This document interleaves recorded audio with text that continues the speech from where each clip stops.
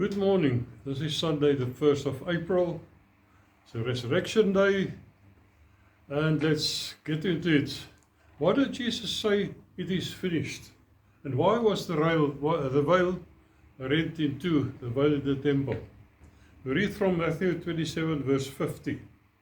Jesus cried out again with a loud voice and yielded up his spirit. Then behold, the veil of the temple was torn in two from top to bottom. Inside of the temple there were two veils. These veils must have been the most beautiful, artistic the world has ever seen. One stood in the entrance to the holy place, and the second one was at the entrance or between the holy place and the Holy of Holies. Only the high priest was allowed to pass through the second veil once a year during the Festival of Atonement. The second veil was massive and represented a barrier between the sinfulness of men and the holiness of God, which was inside the Holy of Holies, where the Ark of the Covenant was. Alfred Edersheim wrote in a book, the veil before the most holy place were 40 cubits, that is 60 feet long, and 20 cubits, that is 30 feet wide, of the thickness of the palm of a hand. And wrought in 72 squares, I'm not sure what that means, but which were joined together, and these veils were so heavy that, in the exaggerated language of the time, it needed 300 priests to manipulate each. If the veil was at all such as is described in the Talmud, it could not have been rent in twain by a mere earthquake or the fall of the lintel, although its composition in squares fastened together might explain how the rent might be described in the Gospels. So we're talking about a veil that is massive and very, very heavy. In fact, scholar Mars Henry Harris wrote about the enormity and the weight of this veil, and he said 300 priests were told off, or they were summoned or designated to draw the veil of the temple aside. The thickness of the veil was a handbreadth. It was woven of 72 cords, and each cord consisted of 24 strands. It was 40 cubits long and 20 cubits wide. When it became soiled, it took 300 priests to immerse and cleanse it. End of quote. So this was a massive veil, and the very moment Jesus was breathing his last breath on the cross on Golgotha, the high priest was standing at his station in the temple. At the very moment that Jesus exclaimed, "It is finished," deep inside the temple, something inexplicable took place. The massive fortified veil that stood before the Holy of Holies was suddenly split in half from the top all the way to the bottom. And the sound of that veil splitting must have been deafening, as it ripped and tore, starting at the top, going down all the way to the floor. And it was as if invisible hands reached out and grabbed hold of it and ripped it to shreds. You can imagine how shocked the high priest was as he looked as what that massive veil was now ripped in half. One side falling to the one side, the other piece falling to the other side. In the moment Jesus was lifted up on the cross, it was no longer necessary for the high priest to continually make sacrifices year after year, because Jesus' blood was the final sacrifice and settled man's sin issue forever. That is why God himself reached out with invisible hands to take hold of the veil of the temple and ripped it in half, to declare the way into the Holy of Holies was now available to anyone who came to him through the blood of his Son, Jesus Christ. And John 19 verse 30 says, "So when Jesus had received the sour wine, he said, 'It is finished.' And bowing his head, he gave up his spirit."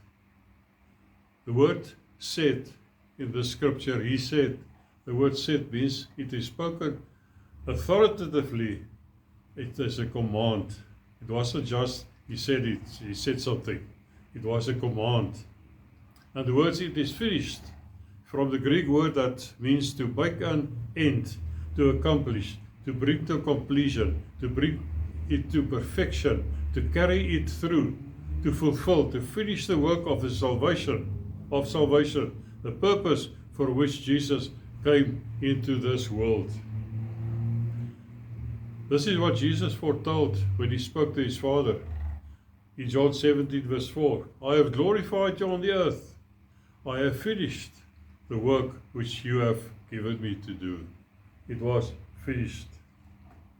This was the greatest victory in the history of the human race. In the Old Testament, the high priest presented a sacrificial lamb without spot and blemish, and annually he entered the Holy of Holies, where he poured the blood of that lamb on the mercy seat of the Ark of the Covenant. The moment the blood touched the mercy seat, atonement was made for people's sins, temporarily for one more year. It was done annually to obtain the temporal forgiveness of sin. But when Jesus hung on the cross, he was both lamb and he was high priest.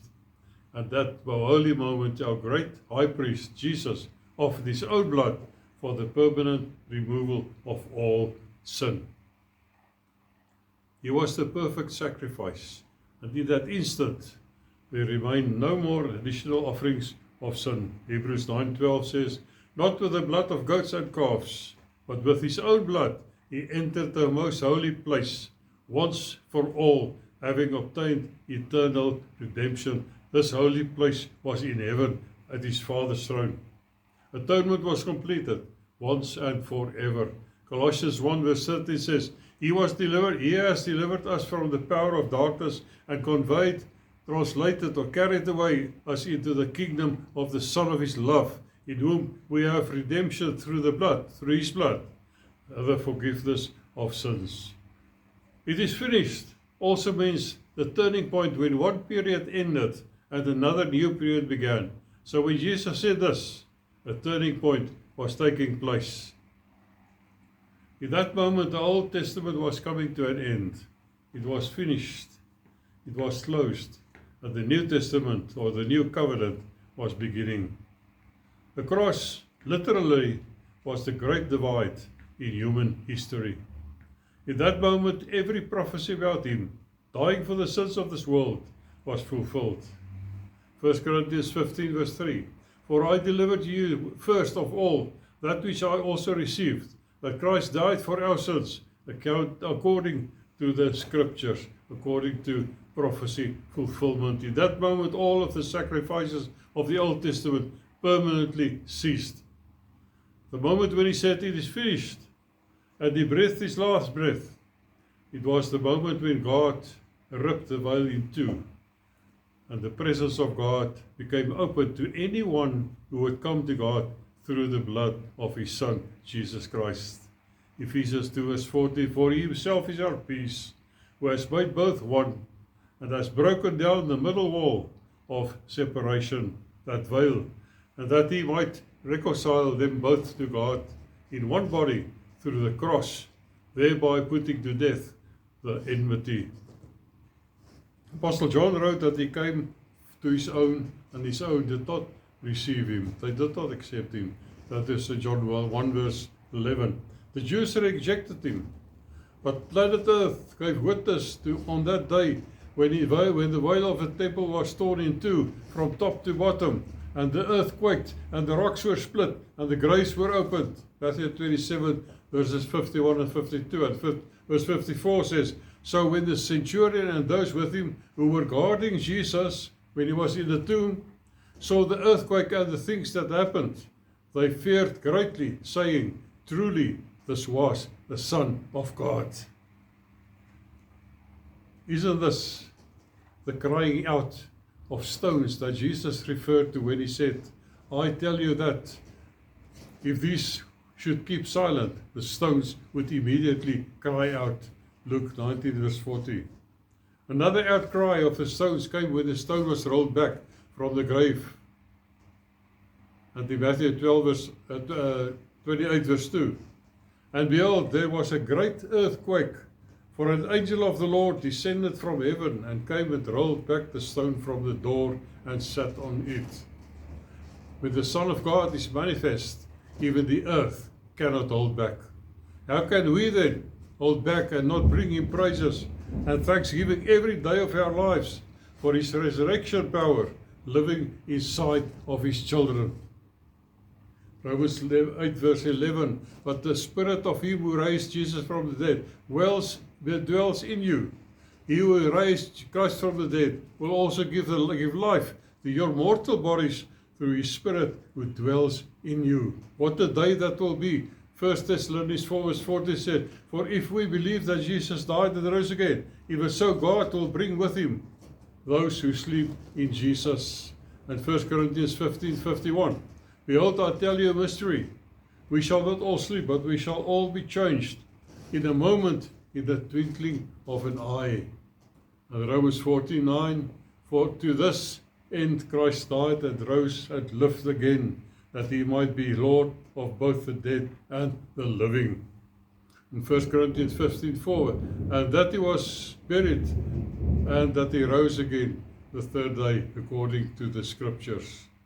2 Corinthians 5 verse 15, and He died for all, and those who live should live no longer for themselves, but for Him who died for them and rose again. I conclude with this. Today we can celebrate an empty tomb and rejoice in the one living inside of us, and looking forward to that day when we shall be united with our heavenly bridegroom. May God bless you. Amen.